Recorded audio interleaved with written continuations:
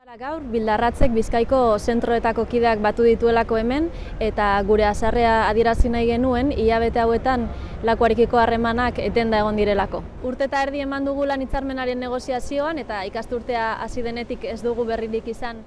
Denbora gehiago daramagu lanbide heziketako mahai propioak eskatzen eta horrei buruz gaur egun oraindik ez dakigu ezer. Ikusi dugu berrikuntza figura horren funtzioak alde bakarrez erabaki dituela hezkuntza sailak eta gainera horiek baliatuta digitalizazio eta kurrikulumerako formakuntza bat ezarri digula langileoi ordutegia gainditzen duena. Martxan dagoen ezkero meritu lehiaketa, horren deialdia negoziaziorik gabe argitaratu zuen hezkuntza sailak eta orain beste bi deialdi etorriko dira estabilizazio prozesuei dagozkiena eta eskatzen duguna da deialdi horiek gurekin negoziatuak izan daitezela. Eta ez dugu ulertzen nolatan uztailean bageunden gu lakuan hezkuntza sailarekin bilduta eta ez zigun honi buruz ezer esan eta ez dugu konpartitzen nola iritsi den doiketa hori langileengana. Langilei eta ikastetxeei delegaritzetatik ematen zaien arreta ez dela egokia, ez dela behar bestekoa eta horregaitik eskatzen dioguna da jarri ditzala mekanismoak eta bideak bai sindikatuekin, langileekin eta ikastetxeekin